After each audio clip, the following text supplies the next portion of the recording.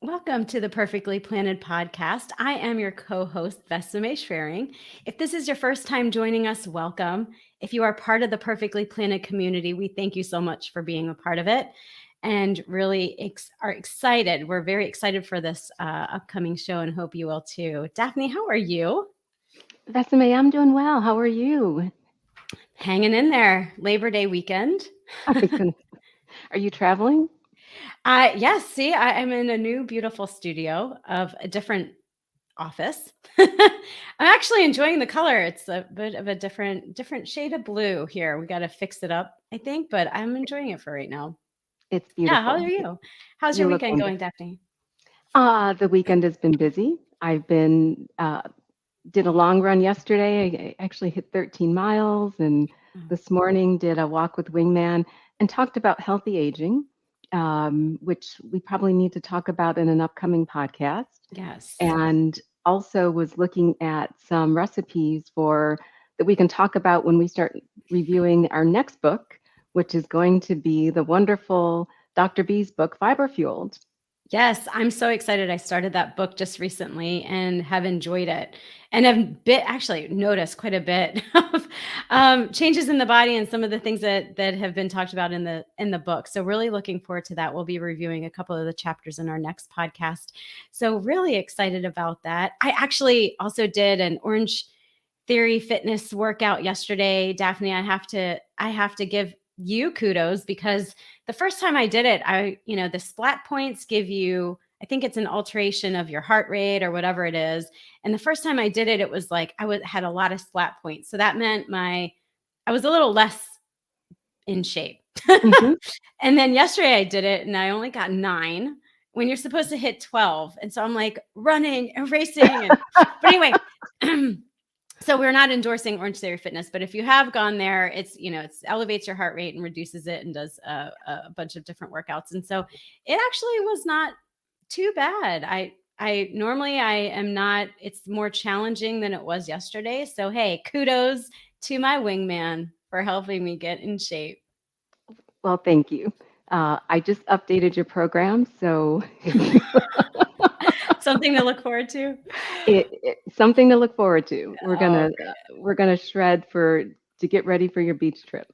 yeah. And so, also, just going back to your wingman walk with wingman, I've had lots of good feedback. If for those of you who have not found it, go back. You could see some of the recordings. It's awesome. Daphne talks for a few minutes about just really, you're planting seeds of knowledge, positivity, empowerment, Daphne, during these 5 minute skits of walking. And the last one that you did was based off of a ritual podcast with a centenarian. So that was interviewed, and I listened to that podcast. It was extremely enlightening. So, If only we can all live yeah, to be 100 years old. that's right. That's right. But talking about lifestyle, because so Mike Fremont, who is the centenarian that Ritual interviewed, one of the key things is that number one, he changed his lifestyle in his late 60s, which is a great. It's never too late to be plant positive. That's right. But I am excited to introduce today's guest, who's going to share with you a little bit about his journey and how he became plant positive. So, Dr. Rakesh Jotwani, who is known as Rock by his friends and family, and I hope you don't mind if we call you Dr. Rock. Dr. Rock is a lifestyle medicine physician and an adult internist who practices in San Francisco. Rock has an incredibly interesting story, and I hope he'll share some of it with us today during our conversation. We will post his full bio in our blog post that will be up later tonight or early tomorrow morning. But I did want to highlight a few points for those of you that are joining us live today. Dr. Rock is the son of first generation Indian immigrants, and he was born and raised outside of Chicago. He's amazingly smart and studied neuroscience at Duke University and graduated from the University of Chicago School of Medicine. Somehow or other, Dr. Rock moved from the Midwest to San Francisco for residency, where he trained in internal medicine at the University of California, San Francisco. And the amazing thing is, his training pathway had a specific focus on health disparities, which is something that both Besame and I are very interested in. And his primary care clinic is based at the city's largest county hospital, San Francisco General. But today, what Dr. Rock will share is that after experiencing the power of lifestyle changes in his own life, he wanted to share this with his patients. As we all know, most of us who've discovered this have been wondering, why didn't I know this before? So, to that end, in 2018, he obtained formal board certification in lifestyle medicine and helped establish a lifestyle medicine program at his medical center, where he serves as the inaugural director of lifestyle medicine. Dr. Rock also recently launched a website, and part of his social mission is to help others make lifestyle changes and to transform our healthcare system. His website can be found at rockyourlife.org. We'll put that in the show notes. But more importantly, Rock, welcome to Perfectly Planted. Wow, thank you so much. It's a pleasure to be here on a beautiful Sunday morning. How are you guys doing? We're good. Dr. Rock, thank you so much for joining us today and for getting up so early. We know the West Coast is several hours behind, and it's a lot earlier than it is here for us on the East Coast. So thank you so much. But could you tell us a little bit about your background and your plant-based journey, actually? Yeah, plant-based journey. So I should tell you, I I never expected I would, if you had asked me even 7, 8 years ago, that I would be sitting here talking about my lifestyle habits. I would have said you're lying. I I grew up in the early 80s, and as Daphne mentioned, child of Indian immigrants. And um, you ask my parents now and me, and we always say, like, we didn't know sugar was so bad for you. Because I ate, like, sugary cereals and coffee cake and I don't know, all these things, like these Kool-Aid drinks that I would take to school that were just basically sugar water. Everyone did, Yeah. right? I mean, I think kids actually still Everybody did take that. these things. Kids still take these things. We know now, and it's pretty clear how bad sugar is. But back then, it was sort of marketed like, oh, they're just calories. Mhm. And so growing up, I ate a lot of that stuff. I will say my mom cooked meals at home. She cooked Indian food at home. It was very simple Indian food.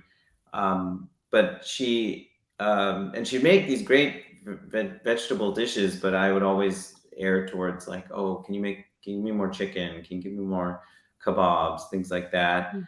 And so then I went to college, and at college, like, there's most colleges, there's these dining halls where you walk in and it's like, you can have whatever you want. And Yeah. I would get chocolate cake every night That with freshman dessert. 15. That freshman That's right. 15 That's right. coming Freshman on. 15, freshman 25. I Right. would get a glass of whole milk and chocolate cake at the end of dinner every night. I'd be like, and I would get like a burger and fries, like whatever I wanted. And there was a Chick-fil-A on my campus Oh, at, wow. at Duke. There's a, like, right when you and so, and like yeah, I'd get burritos, like, and then we'd order food at night. So, and I think I learned from an early age that you know when school is stressful, when life is stressful, oh, you just eat this like really uh fatty or sugary Mhm. food, and suddenly you have energy and you feel better, like certainly in the moment. And that didn't stop. I started doing um, that like consistently in residency. I would stay up late, and then my roommate and we would go to White Castle. We go White Castle. Oh, man. We would go like 11, 12 o'clock. We'd be studying for our anatomy test, and we'd be like, okay, we need to go get something to eat. And it's just that it was just like, you know I moved to San Francisco, and I had never lived in California, but we have this thing called In-N-Out Burger. You've heard Yep. of, you've heard of that? Yeah. Yes. And nearby where I live, there's an In-N-Out that's right next to a Krispy Kreme. Oh So my I would do my 36-hour Double call. whammy. I would do, in residency, you do these like crazy shifts, and I would do 36-hour call, and I would drive to the In-N-Out crispy. I would put my In-N-Out order in, and then I would walk over, get my donuts, and then pick up my burger and fries. And that was my life. I got married during residency, and I wanted to lose weight because I wanted to like look better for my pictures and things like that. I had been overweight actually most of my life, even when I was a kid. And I did. I lost 30 pounds in the course of 3 months. Wow. And okay, yeah, that's more recent. But yeah, the way I did that was really by just eating half the food. So Mhm. it's like, okay, I'll go to In-N-Out, but I won't get the donuts. And then running. I didn't enjoy running, but I would force myself to kind of run.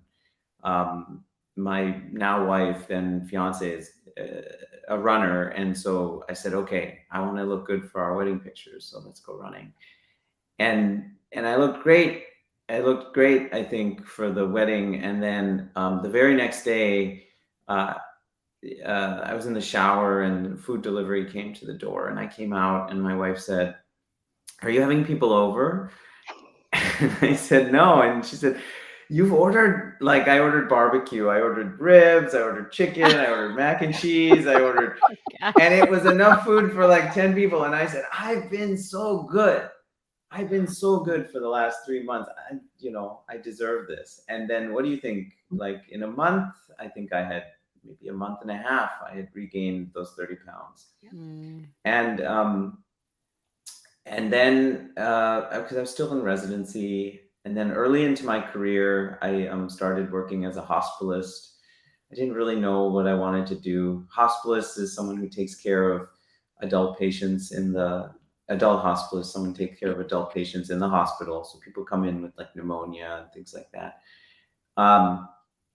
And residency sort of prepares you to be that. And so that's a stressful job, though. Yeah. That's a very stressful job. People are sick, and you're constantly meeting new people, new families every day, and they're very anxious because their loved one is sick or they're sick. And so what do you think? I would come home and eat the food that was just comforting to me. Mm-hmm.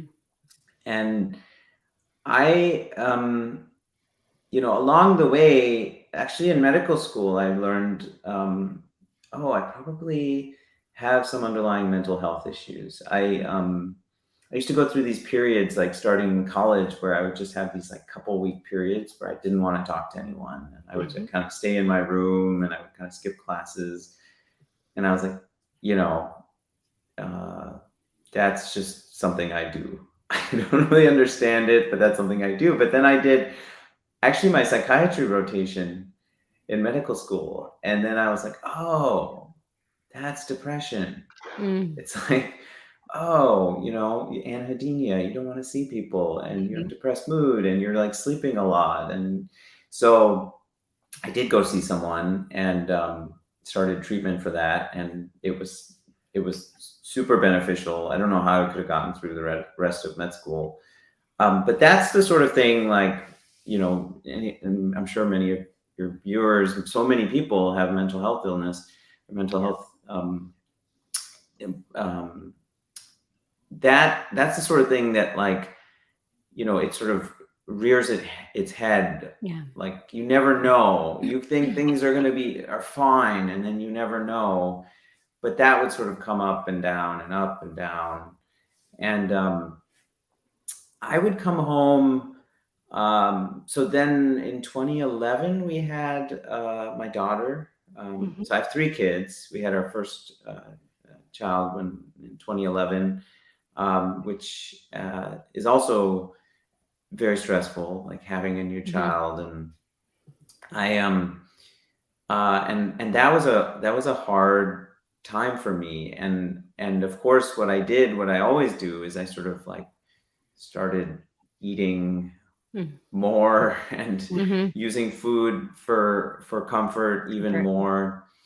I wasn't exercising, aside from the running I did before my wedding. Like, I didn't enjoy that. My knees would hurt, my legs would hurt. Um, so I would just come home, and I was always in this kind of foul mood. My wife would say, we were in a good mood, and then you came home. And she was very blunt about it, because I was very negative. I would come home and I would say, this thing happened, this person said this, I have so many patients.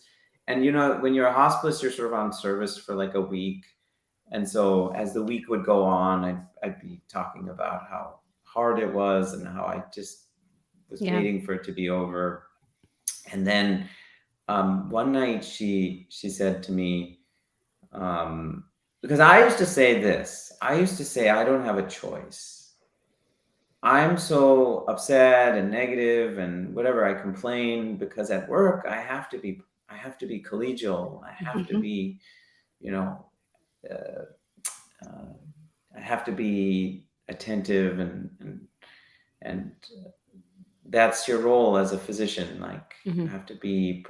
And so when I come home, this finally when I can like unload. Yeah.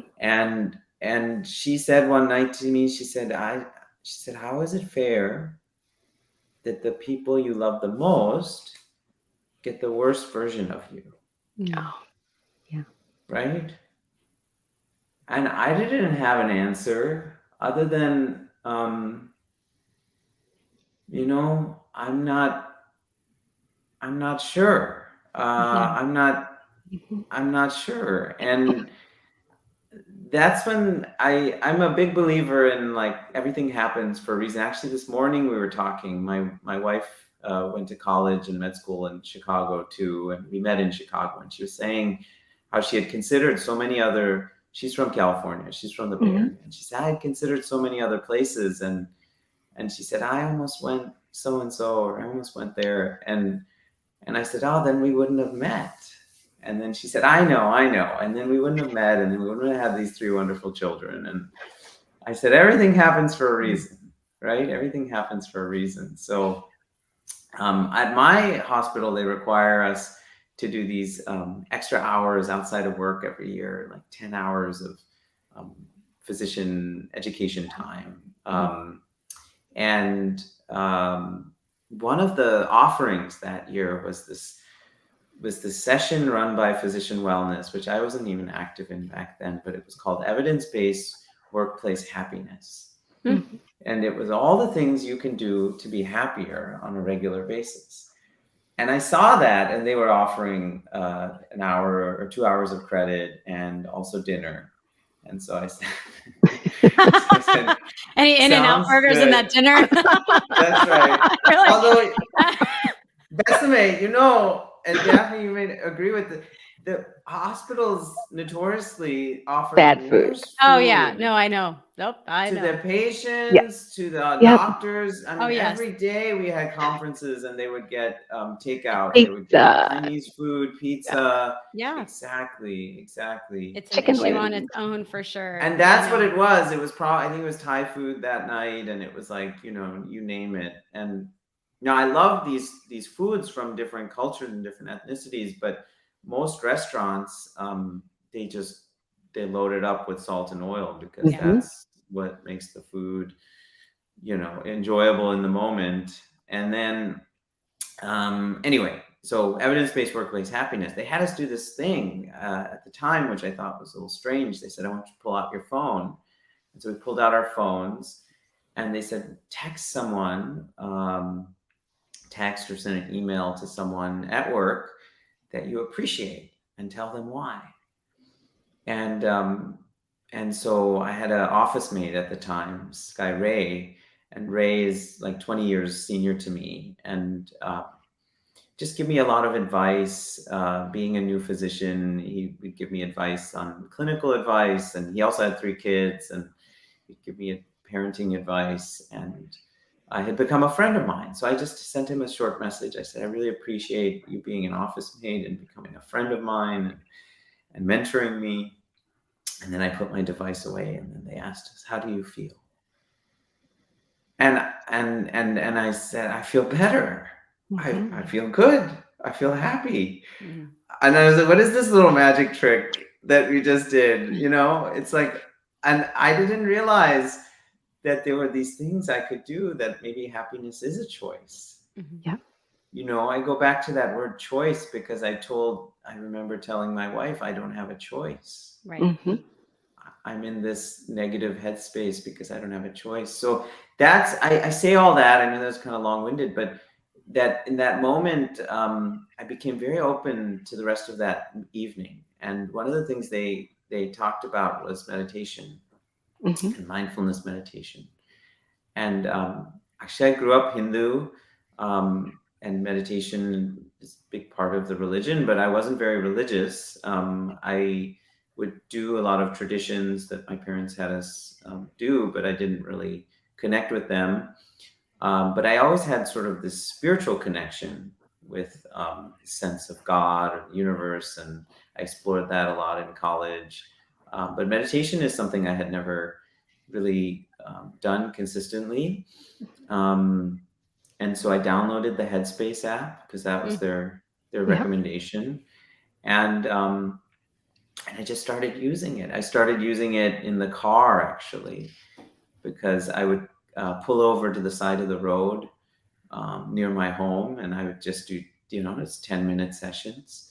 I would do 10-minute sessions, and I'd do a book. Either of you meditate?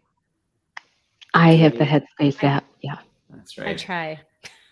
Try. Well, yeah, no, I try. That's okay. I That's why talk, it's practice. that's why it's a practice. I Yeah. talk to my patients all the time, because when I first started Besame, it was like, I didn't want to do this. I was like, why am I doing this? But I just kept remembering that text message I sent to Ray and how I Yeah. feel better. And that something needed to change. If I wanted to live the rest of my life just feeling unhappy and coming home and feeling negative, and meditation isn't this sort of like magic bullet where you suddenly like do it and then you feel much happier. What it made me realize was that again, I go back to choice. That when I was walking into the house, I was choosing to be that way. I was choosing to react to my day in such a way, and I was taking it out on my family. Right. And so that 10 minutes just gave me a pause to sort of almost let go of that and sit with that, and then decide that when I was going to walk in, I was going to be more present with my kids. And then that was a very small change, right? 10 minutes, literally 10 minutes in the car. But within a few weeks, my wife said something to me. I didn't tell her I was doing this. I just, this was my sort of secret plan to try and improve my sense of well-being. And she said, something is different about you. I said, what do you mean? And she said, well, you're just more positive when you come home. Not as just more positive. She said, you're not, well, you're just more present. Mm-hmm. You're just more present. And I said, yeah, that I'm trying to do that. I'm working on that. And she said, you're also coming home late. Later. 10 minutes later than normal. What are you doing? Blame And I yourself. said, I'm meditating in the car. And she was like, what are you talking about? No, she's like, what is that? And I showed her the app, and it tracks your progress. And I said, no, look, you can see. And even back then, she and I both grew up in households where our parents would yell a lot. That was kind of the way we were reared, and both of us kind of had that reactivity even then with our children. And she said, okay, whatever. But she now regularly meditates as well. I think we both learned that it gives you this new opportunity in life to reflect and respond in a way that you stop reacting to all your thoughts and to everything that happens to you, and then you can take this pause. In those sessions, I started reflecting on the other choices I was making in life, and clearly I was. It didn't feel like it, but I was reacting to my stress with all this food, and then I was coming home to these small children who I would look at and I'd say, is this the father I want to be? Like, if I fast forward, I'm going to be one of the patients I take care of in the hospital. And again, it wasn't like easy choice, but universe has this way of connecting me with the right thing at the right time. And then there was this doctor from Sacramento who came to our medical center. He was going medical center to medical center within our hospital system, telling his story that when he was 40, he started having chest pain. He was dropping his 2 young kids off at school. And he drove himself to his emergency room, and they did an angiogram where they looked in the vessels of his heart, and he had 2 blockages, and he was 40 years old. And nobody talked to him about how you should eat. He went on the American Heart Association diet, which emphasizes like lean meats and more vegetables and things like that, but exercise and olive oil. And he did all that. And then 6 months later, he was at the gym exercising, and he started getting chest pain again. And they went back to the hospital. They did another angiogram. His stents had closed off. Ouch. He had more disease. At that point, he had more disease, and they had to do bypass surgery when he was 41. He had progressed. Yeah, on the American Heart Association diet, he had progressed. And he was 41, and he asked himself, he said, this isn't the life I want to live. Like, what can I do? And so he did his own review of the literature, and then it became very obvious to him very quickly that we've known for decades that a diet that consists of whole unprocessed plant food, that a whole food plant-based diet has the power to reverse heart disease. And he said, when he learned that, he said, why has no one told me this before? Why didn't my doctors tell me this when I had my first episode 6 months ago? And he made it his mission then to go to and this was before we were Zooming. This was in 2015. So he was driving across Northern California to give this Grand Rounds talk, where he would tell the story and then he would present some of the research. And I was sitting in the audience. I was 35. And I looked at him and I said, this is me. Like, this is, I'm going to be this in 5 years. I'm going to be this in 5 years. So he encouraged all of us to eat this way for 3 weeks. And it took me a year to build up the confidence to do that. I say that because when he first said it, I said, that's impossible. That's impossible. Like, how does someone eat this way? How do you cut out meat and cheese and all the things I was eating at every meal?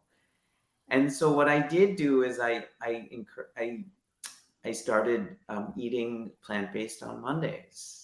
Meatless Monday. Meatless Mondays. Yeah. And which, by the way, I don't say meatless Mondays anymore. I say plant-based Mondays, because meatless, it emphasizes what you're removing. Right? And you, Daphne, and you're both shaking your head. Yeah. Because we know that when you do that, it's not as effective. It's not emphasizing all the good things that you bring in. Right. So it's shining the light on the bad. That's what right. are you adding in, not what you're removing. It doesn't sound as good, but I call them plant-based Mondays now. No, it's good. Yeah. So I did plant-based Mondays for a year, and those Mondays were like my training ground. Like, I'd be like, okay, I want to eat this way. Clearly, it's what's best for me. Clearly, it's what's going to prevent me from getting a heart attack in 5 years. And I don't want the rest of my life to feel like a punishment. I don't want every meal that I sit down to feel like, uh, you know, what am I missing? Why can't I have that? Or this is what you have to do, you That's know? Mhm. right. It's That's yeah, right. not your That's choice. right. This is what I It's have to do. That's a different mentality. Yeah. so then Great. I That's a started choice. exploring. Yep. I was like, well, what do people, thankfully I'm not the first person to eat this way, right? So I found online that there's so many people who have re-engineered their favorite recipes. I'm Mhm. fortunate that I used to watch my mom and then learn from my mom how to cook.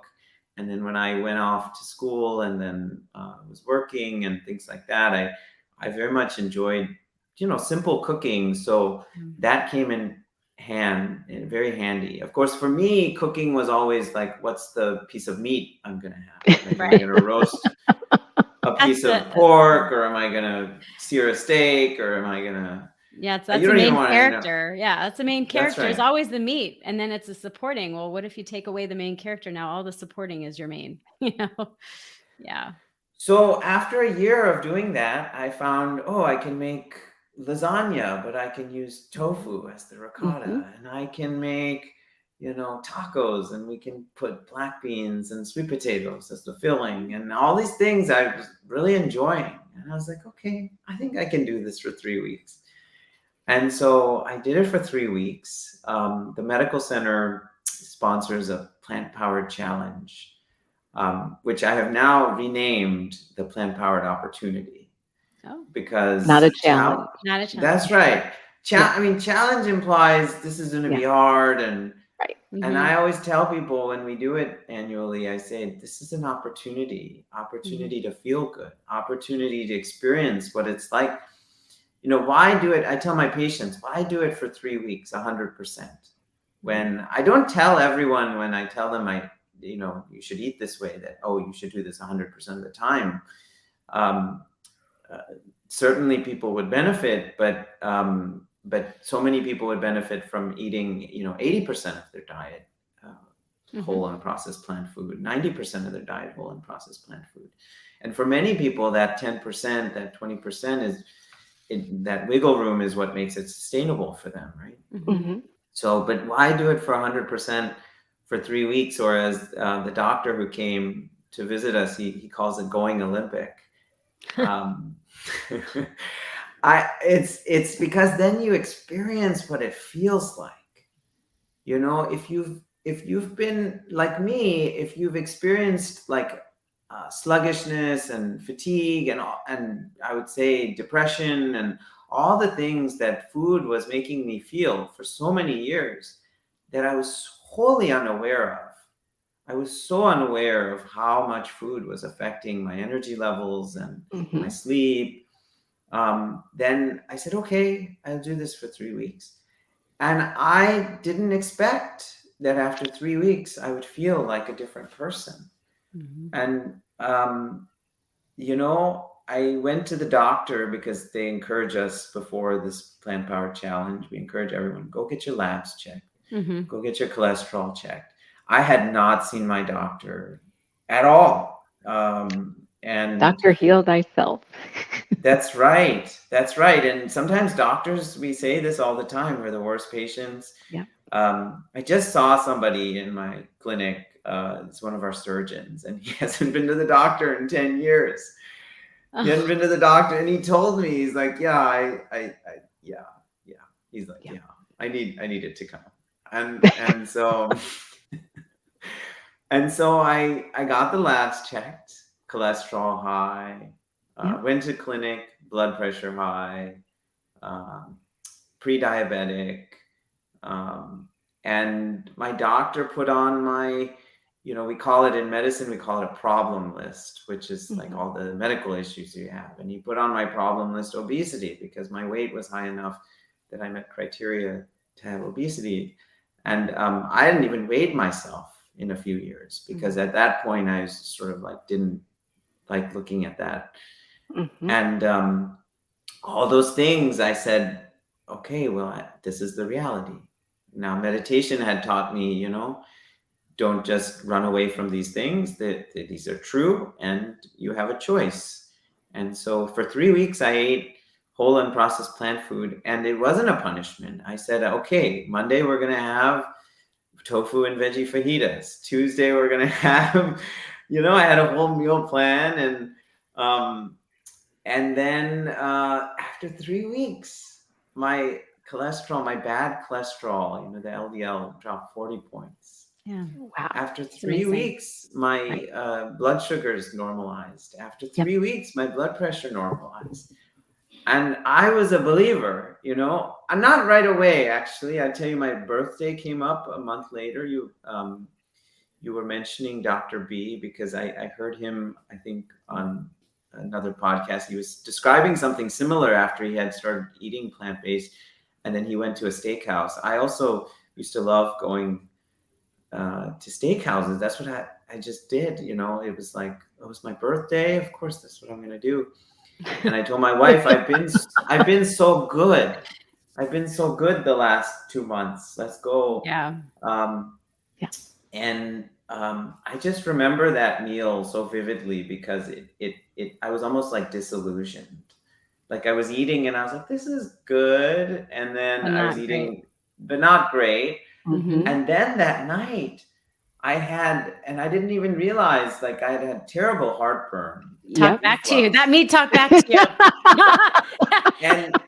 And yeah, it was my body. Welcome back.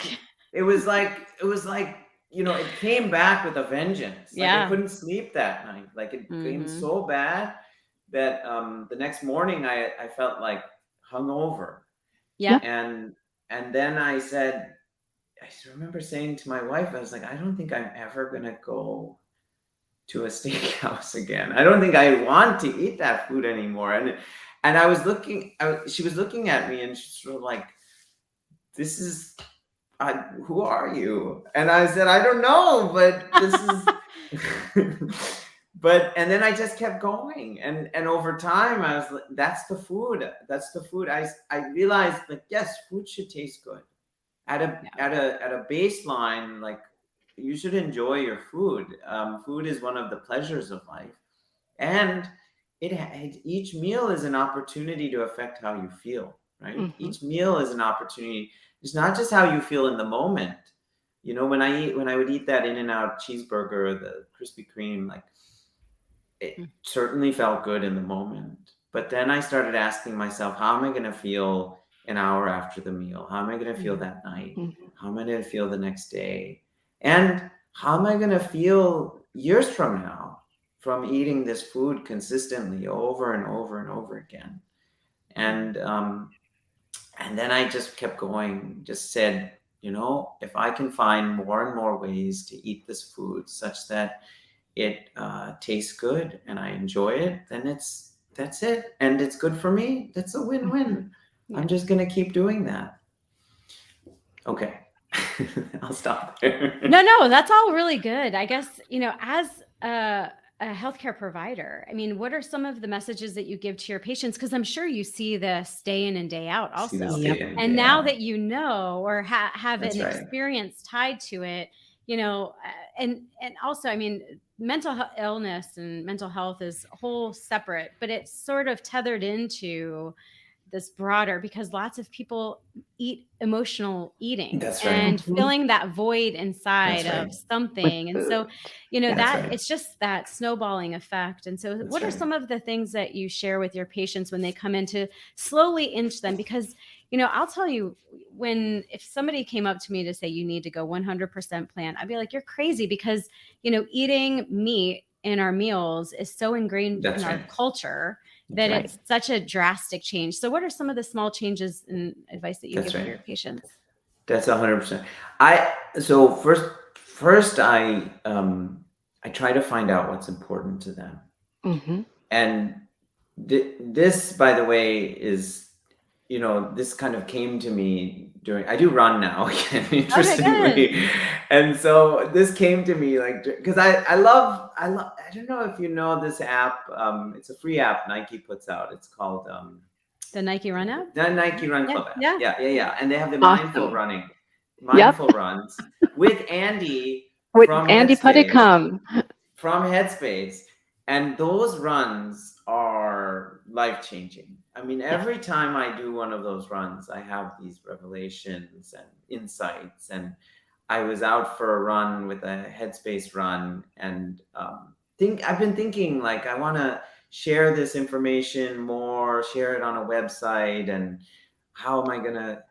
And anyway, we can get back to that. But my name, since I was a kid, my name is Rakesh, but my brother and my cousins, and then many of my friends would all start calling me Rock.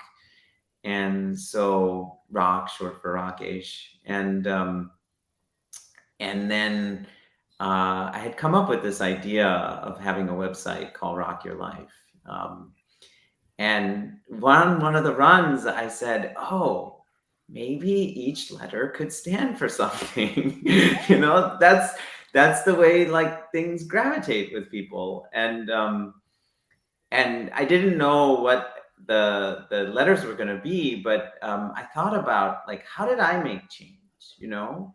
Mhm. And how do people make change? And it Yeah. usually starts by recognizing that you have some bigger goals and aspirations in your life. Mhm. It doesn't actually start with the physical change, because and our current system works like this. Our current healthcare system, some patient comes in, and, like, my doctor, for example, when I came in, said, oh, you have high blood pressure, you have high cholesterol, and just tells you that these are the circumstances, and then says you need to do X, Y, or Z. Oftentimes, because the visits are so short, X, Y, or Z is, we have this medication for your cholesterol, we Yeah. have this medication Yep. for your blood pressure, right? Which doesn't treat, you know, you're shaking your head, you know this, it doesn't treat the root cause of the disease. Even if we tell patients in that moment, if I see a patient who has prediabetes or high blood pressure, and I tell them, you should make lifestyle changes, and What does you that should mean? change your diet, and you should, that adds to their overwhelm. You know, Right. most people got in that situation because there's a lot going on in their life. There's a lot of stress in their life. And now you're saying, you know, you gotta do Change your things life. differently. Yeah, Yeah. you gotta change your life. Yeah. And they're like, how can I change my life when my life is already overwhelming and stressful? And so, you know, there's this then exhaust cloud that sort of forms, right? Because they can't necessarily do what you're telling them to do, and they may take these medications, but then the medications don't treat the root cause of the disease, so Right. they tend to get worse. And then, you know, the cycle sort of repeats itself.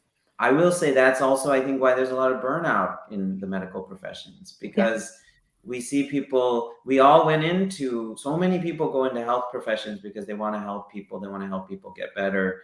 And we give people these treatments and medications that don't actually treat the underlying disease, and then people get worse, and we feel that exhaust ourselves. What if you started with what's important to you? So one of the questions I ask all my patients when I first meet them is, why is it important for you to be healthy? You know, what is your why? And they will tell me, they will say, you know, I want to see my grandkids grow up. You know, I love traveling. And I want, my wife and I are just retiring, and we want to keep taking adventures together. And, you know, I have my sick mother who I take care of, and she's very dependent on me, and I don't want to be in that situation when I'm an old. So whatever the reason, so many people have reasons. I want to write a book. You know, they have these bigger goals in life. And then suddenly we start talking about that. And I ask them, you know, what are you doing right now to get you there? And we talk about their health in context of that. And then they start asking me, they're like, Doc, what can I do to maintain my independence? What can I do to see my grandkids grow up and go to college and get married and all these things. Mhm. And when they start asking that, then I start telling them, well, we've known, and I love to talk about the blue zones. You mentioned Yeah. that. I heard that interview with that centenarian on just the other day in the car, actually, on Ritual. Um, we know that, and I tell them, the longest living people, they have strong family connections. They do Exactly. some sort of prayer or meditation every day, and they move their body as a regular part of their life. And they eat 95% of their diet, this whole unprocessed plants. They eat some meat, and they eat it on special occasions. They use it as a condiment.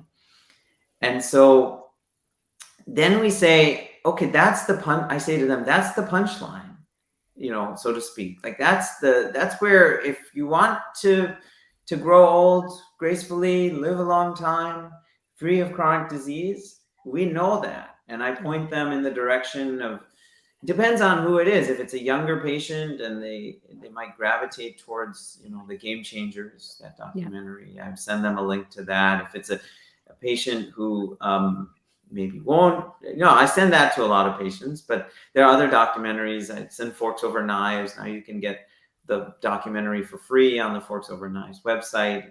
It's older, but it's still a very good documentary. Mhm.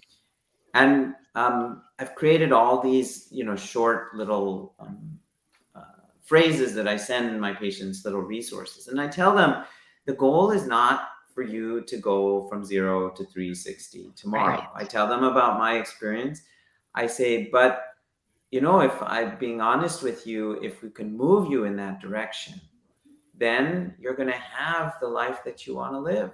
Mhm. And that's when we layer in the next piece, awareness. So I talk to a lot of my patients about meditation. So many patients, I tell them, I give them this analogy.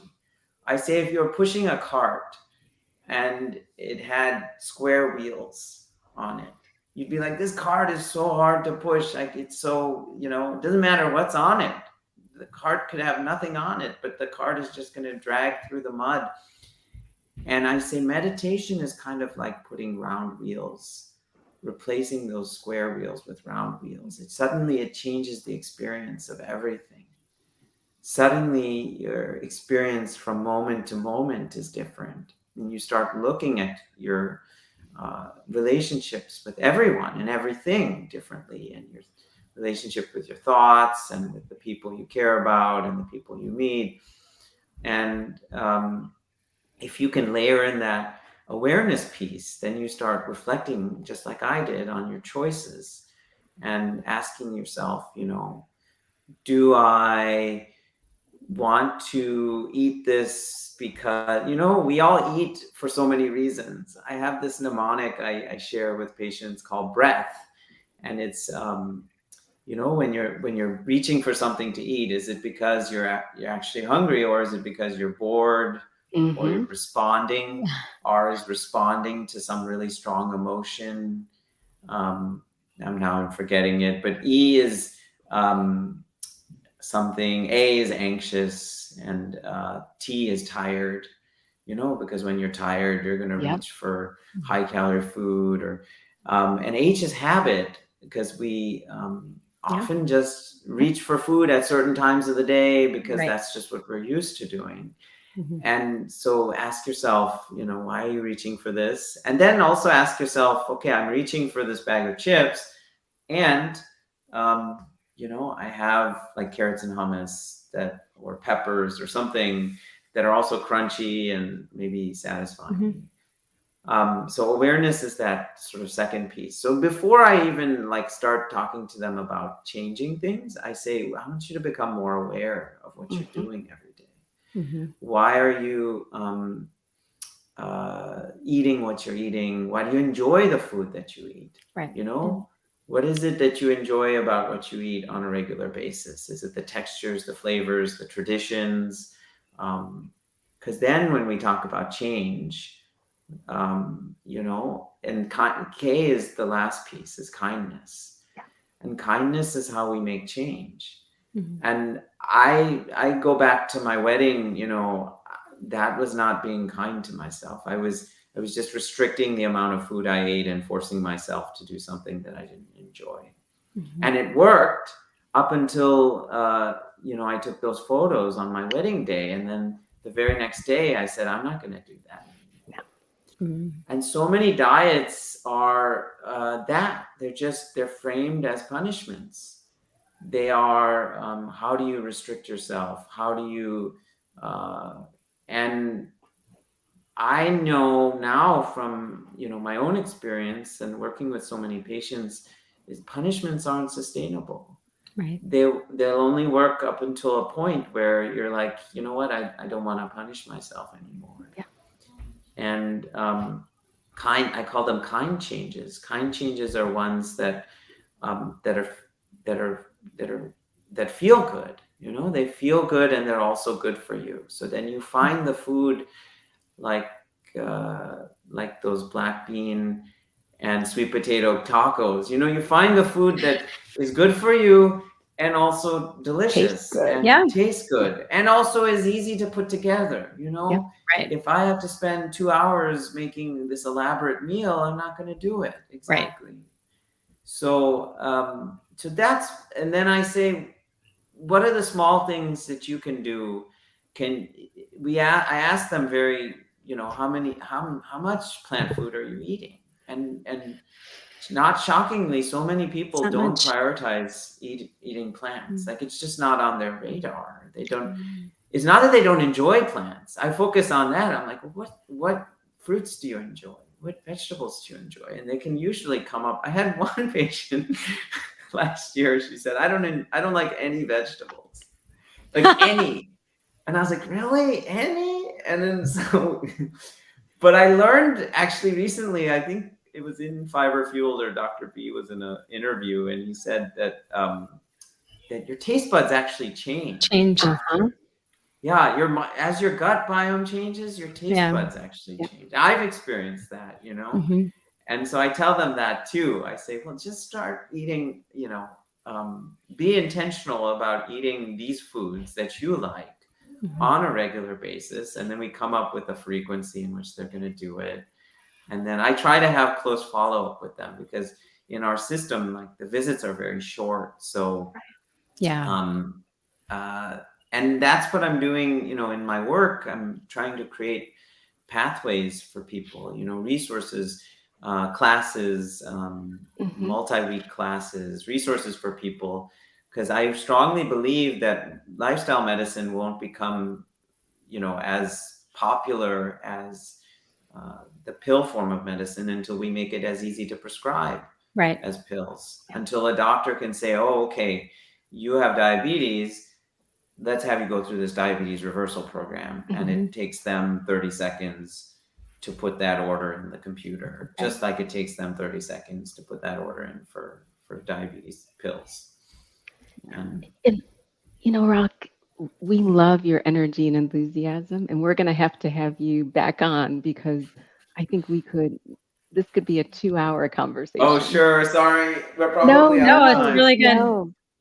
But I mean, to your point about what you're doing, and the one thing that Besame and I, one of the fundamental whys for us having this podcast is we want to plant the seed. Mm, Time to grow, but how do we, what can you share today to plant the seed early? Because we want to keep people out the doctor's office. We don't want that's right. them to have to get the That's right. prescription for the DPP, the That's diabetes right. prevention program. That's right.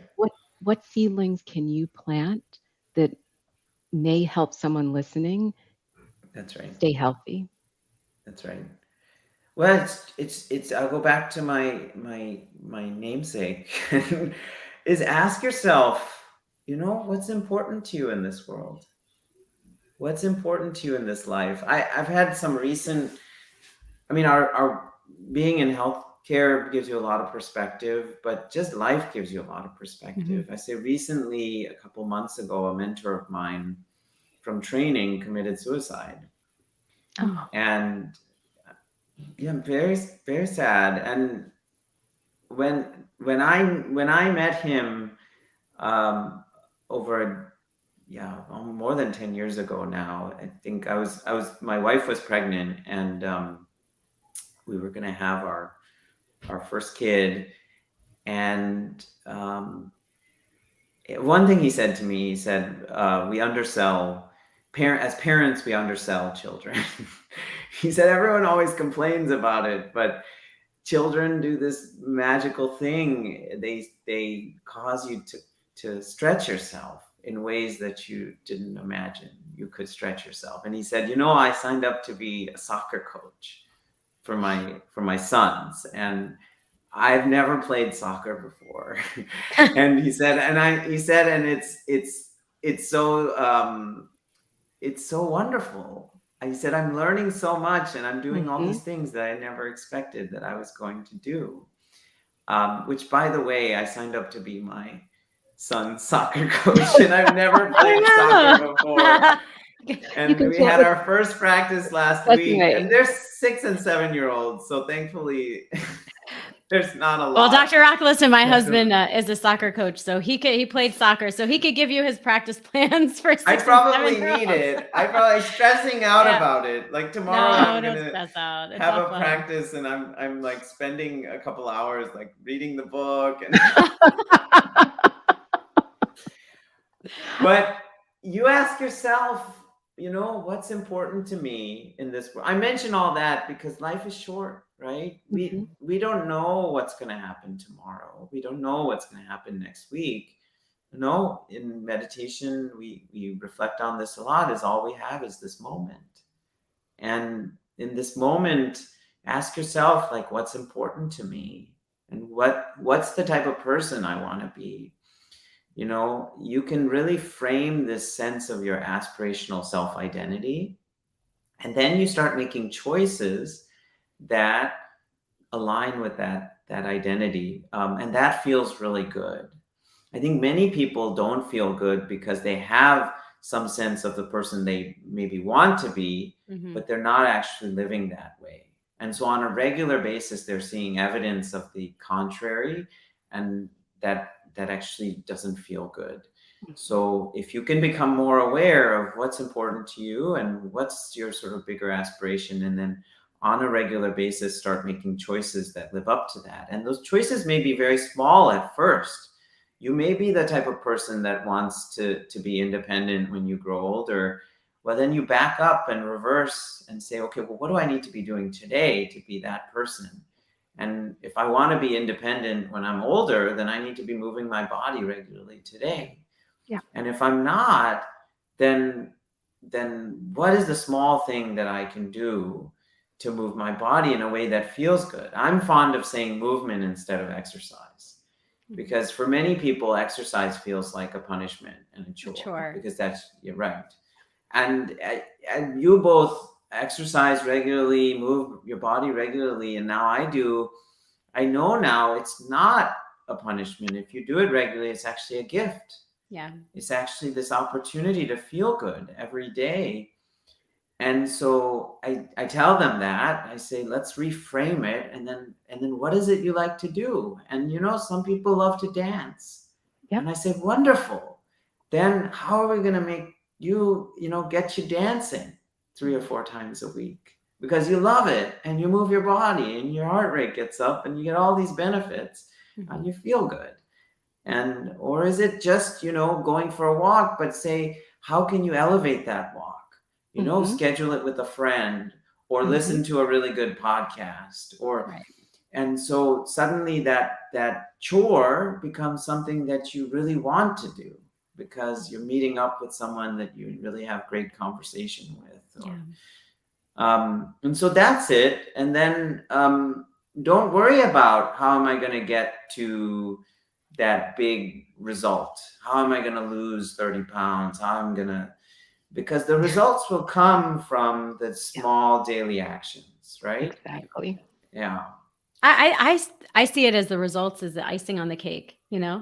Mm-hmm. you get to work out. That's one thing that I've learned, and some of the coaches that I've trained with have said, it's not I have to, I get to. I get to do this for Mm, myself. I get to do this for my, to better my body, my mind. Mhm. And I think it's just been it's just that mental framework that we have to just slowly adjust from the habits that we've formed over the years to now. So in this moment, I'm very grateful for you, Dr. Rock, for joining us today. Thank you so much for taking oh, time you're out of very your day. And welcome. we would love, I actually have a whole nother list of questions. So we would love to have you back.